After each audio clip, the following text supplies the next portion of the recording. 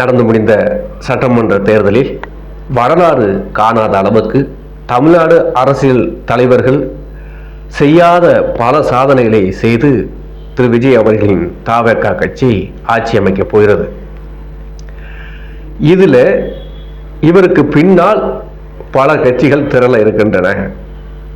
அது எந்தெந்த கட்சி எந்த வகையில் உள்ள வரும், அப்படி இந்த கட்சிகள் விஜய் அவர்கள் பின்னால் வரும்போது அதிமுகவுக்கும் திமுகவுக்கும் என்ன மாதிரியான பாதிப்பை ஏற்படுத்தும் அப்படிங்கிறதையும் பார்க்கலாம்.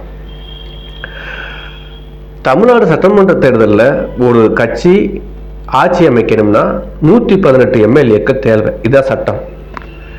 அந்த 118 எம்எல்ஏக்கள் இல்லாத பட்சத்தில் ஆட்சி அமைக்க முடியாது. அப்போ 108 வின் பண்ணியிருக்கு தவேக. அதில் 2 தொகுதியில் பெரம்பூர் திருச்சி கிழக்குலையும் விஜய் வின் பண்ணியிருக்கிறதுனால ஒரு தொகுதியை ராஜினாமா செய்யணும். அப்போ ஒரு தொகுதியை ராஜினாமா செஞ்சுட்டாருன்னா அதில் ரீஎலெக்ஷன் பண்ணுவாங்க. அது எப்போங்கிறது தேர்தல் ஆணையம் தான் முடிவு பண்ணணும். அது 6 மாதத்துக்கு உள்ள அந்த தேர்தல் நடத்தி ஆகணும். அதுதான் விதி. அப்போ அவர் ராஜினாமா ஒரு தொகுதியை பண்ணிட்டாருன்னா உங்களுக்கு 107 தொகுதி இருக்கு, எம்எல்ஏக்கள் இருக்காங்க விஜய் அவர்களுக்கு. இப்போ ஆட்சி அமைக்க இன்னொரு 11 எம்எல்ஏக்கள் தேவை. அப்போ அந்த அதனால தான் இப்போ ஆளுநருக்கு விஜய் அவர்கள் கடிதம் எழுதியிருக்காரு. ஒரு 14 நாட்கள் 2 வாரம் டைம் எடுத்துக்கலாம், டைம் கொடுங்க, நான் நிரூபிக்கிறேன் அப்படின்னு சொல்லி லெட்ரு போட்டிருக்கிறார். இந்த 14 நாட்களுக்குள்ள விஜய் அவர்கள் மற்ற கட்சியினுடன் கூட்டணி பேச முடியும். இப்போ திமுக கூட பேச மாட்டாங்க, ஏன்னா திமுகவை எதிர்த்து தான் அரசியல் பண்ணுது. அதிமுகவையும் பேச முடியாது. அப்போ வேற மாற்று அப்படிங்கிறப்ப ஏற்கனவே விஜய் அவர்கள் சொல்லியிருந்தார், ஆட்சியில் பங்கு அதிகாரத்தில் பங்கு, நாம் என்ன முதலமைச்சராக ஏற்றுக்கிட்டு என் கூட கூட்டணி வர்ற கட்சிகளுக்கு இதெல்லாம் உண்டு. எந்த அரசியல் தலைவரும் செய்யாத ஒரு விஷயத்தை அவர் அறிவிச்சார். பல கட்சிகள் இவருக்கு வாக்கு வங்கி என்ன இருக்குன்னு தெரியல, தெரியாம அந்த மாதிரி கூட்டம் கூடலாம் ஓட்டா மாறுமா, இது தெரியாம எப்படி கூட்டணி வைக்கிறதுன்னு சொல்லி விளையிட்டாங்க. நம்பிக்கை இல்லாம விளையிட்டாங்க, அது வேற விஷயம். இப்போ நிரூபிச்சிட்டாரு, தனிப்பெரும்பான்மையா கூட்டணி இல்லாம ஓட்டுக்கு பணம் கொடுக்காம ஒரு கட்சி இந்த காலத்துல இவ்வளவு பெரிய வாக்கை வாங்கி இவ்வளவு பெரிய எம்எல்ஏக்களை 108 எம்எல்ஏக்கள் வந்திருக்காங்க அப்படிங்கிறது பெரிய சரித்திரம், பெரிய சரித்திரம். அப்போ எல்லா கட்சிகளுக்கும் ஷாக் ஆயிடுச்சு. அப்படிங்கிற பட்சத்தில் இப்போ என்ன அப்படின்னா, காங்கிரஸ் இருக்கு, காங்கிரஸ்கிட்ட 5 சீட் இருக்கு, 5 எம்எல்ஏ. இப்போ காங்கிரஸ் ஏற்கனவே கூட்டணி வைக்கிறதா தான் இருந்தது. சில தமிழ்நாட்டு தலைவர்கள் உள்வேலை பார்த்துட்டாங்க.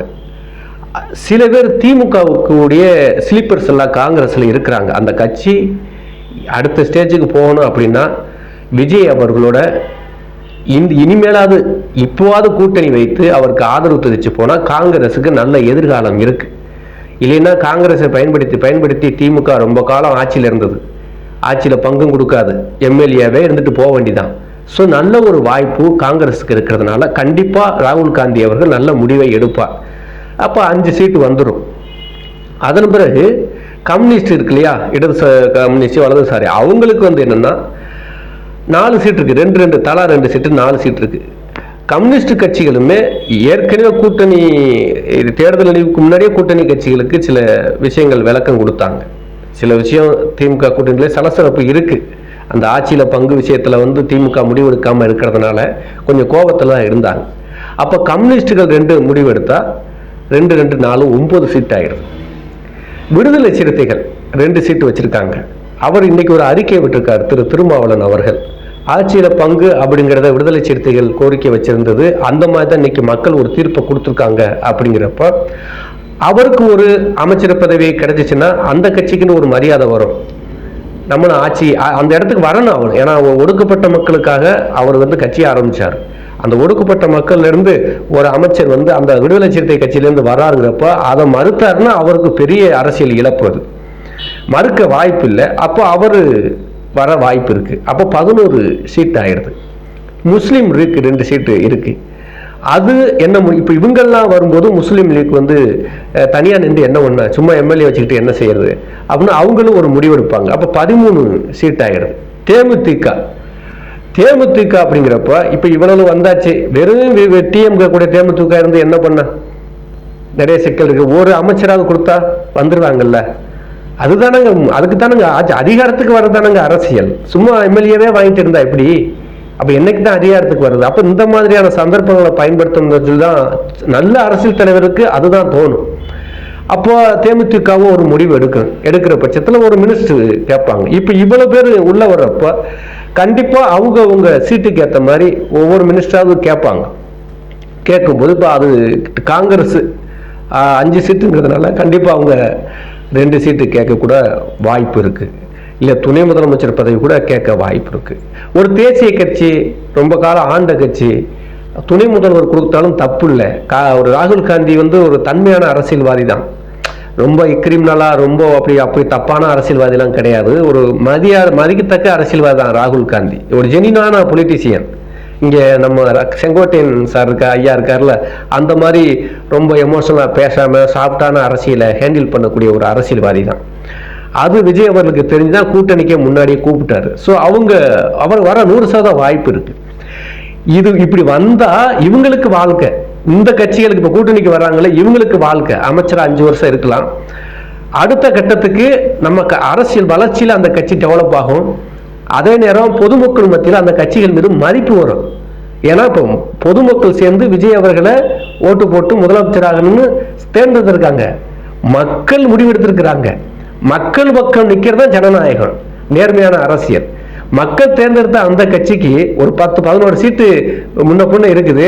இந்த நேரத்தில் நம்ம உயிர் கொடுக்கலாம் என்ன அப்படின்னு சொல்லி ஒரு ஜனநாயக அடிப்படையிலையாவது இந்த கட்சிகள் ஆதரவு தெரிவிச்சா அந்த கட்சிகளை மக்கள் கொண்டாடுவாங்க. அடுத்த கட்டத்துக்கு அந்த கட்சிகள் தமிழ்நாட்டில் அரசியல் கோல வச்ச வாய்ப்பா இருக்கும். ஸோ இந்த வாய்ப்பை அது மிஸ் பண்ண மாட்டாங்க அப்படின்னு தான் நான் நம்புறேன், ஒரு அரசியல் படித்தவனா. ஏன்னா அவங்களுக்கு அந்த எதிர்காலம் இருக்கு. இது திமுக கூட்டணியில் உள்ள ஒரு கட்சிகள். ஒருவேளை இவங்க ஏதோ ஒரு விஷயத்துக்காக திமுக மேல எம்பி சீட்டு அது அக்ரிமெண்ட் போட்டிருப்பாங்க. என்ன அக்ரிமெண்ட் உள்ள இருக்குன்னு தெரியல.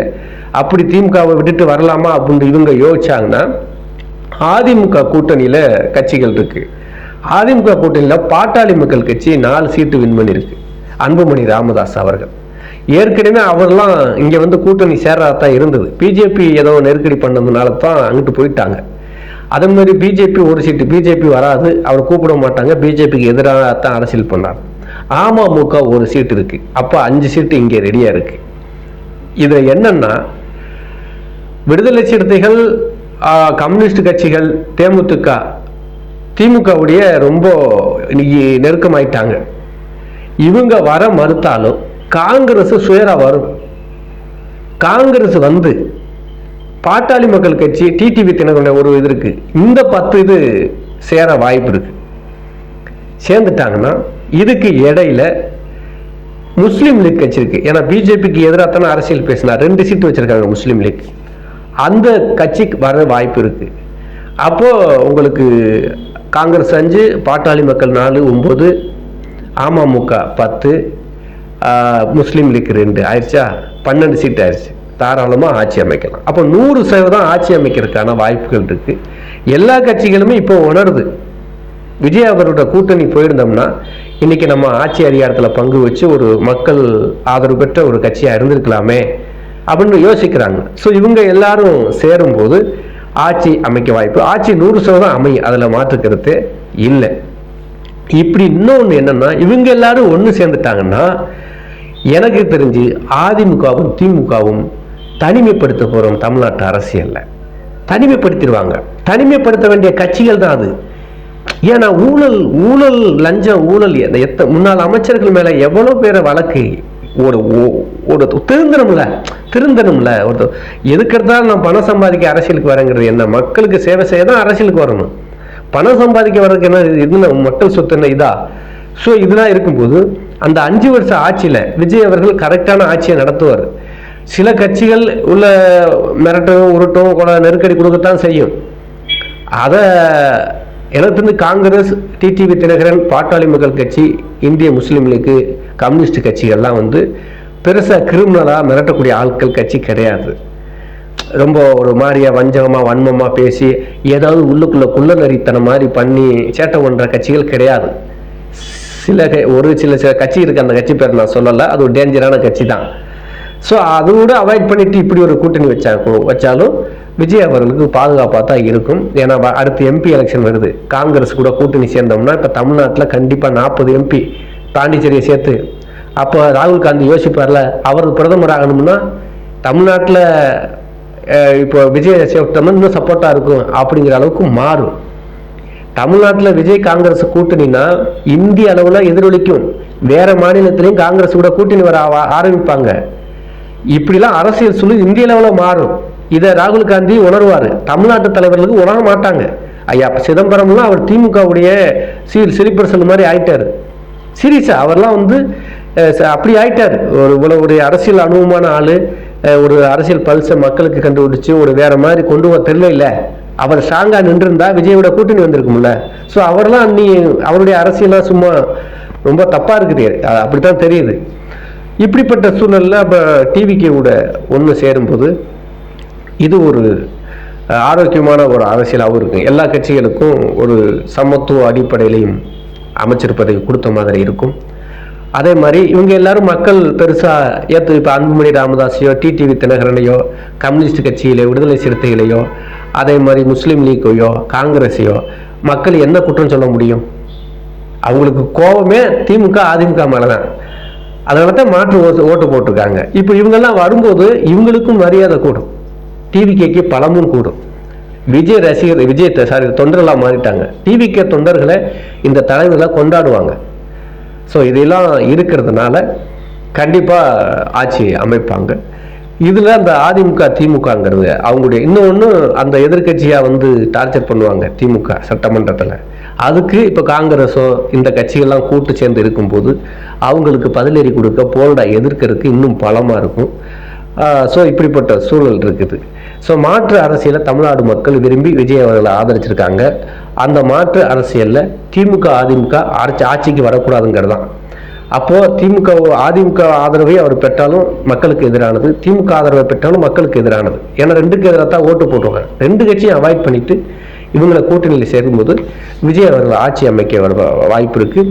கூட்டணி ஆட்சியாக இது ஒரு ஆரோக்கியமான அரசியலாக போகும். அதில் இந்த 5 வருஷத்தில் திமுகவையும் அதிமுகவையும் மக்கள் மறந்துடுவாங்க, சீரியஸாகவே மறந்துடுவாங்க. இப்படி ஒரு கட்சி இருக்குங்கிறதே செயல்படாமல் போயிடும். அந்த அளவுக்கு இவர் ஆட்சி இருக்கும்னு நம்புகிறோம். நான் ஒரு அரசியல் படித்தவனா நான் நம்புகிறேன், அவர் செய்வார். அப்படி ஒரு செஞ்சுட்டா மறுபடியும் விஜய் தான் தொடர்ந்து முதலமைச்சராகவும் இருப்பார். இப்படிப்பட்ட சூழல் தான் அரசியல் நகரும். திமுக கூட தொடர்ந்து ஏன்னா திமுக உடையாமல் இருக்கிறதுனால எதிர்கட்சியாக சவாலாக அப்படியே வந்துகிட்டே இருக்குமா தவிர அதிமுக இனி கஷ்டம். இதுக்கப்புறம் தாங்காது பாடி. எவ்வளவு தோல்வி தலைவரை, எவ்வளவுதான் ஒரு தலைவர் தோத்துக்கிட்டே இருக்கிறது.